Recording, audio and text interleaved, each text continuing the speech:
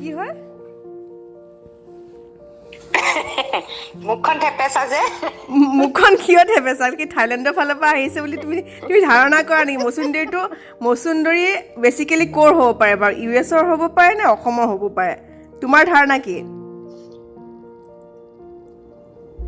হেতুকে এটা আমি ৰিসাৰ্চৰ টপিক কিয় কৰি নলও বাৰু তাকে এতিয়া মই ৰিচাৰ্চ কৰিব লাগিব এতিয়া মচুন্দৰীটো বেচিকেলি ক'ৰ পৰা হৈছে আই থিংক মোৰ মতে দে থাইলেণ্ডৰ ফালৰ পৰা হ'ব পাৰে তুমি কোৱাৰ দৰে কি মুখখন থেপেকা থাইলেণ্ডৰ ফালৰ হ'ব পাৰে নাকটো থেপেচা যে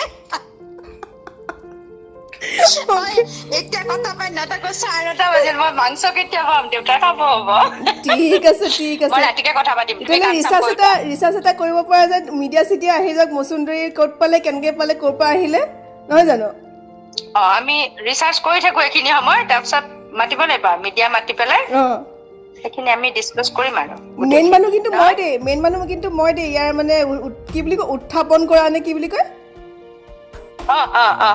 উত্থাপন কৰাটো ঠিক আছে তেতিয়াহ'লে আপোনালোকে উত্থাপন কৰিছে মানে দিয়া ৰাতিকে ফোন কৰিম মই কামখিনি কৰি লওঁ এতিয়া হা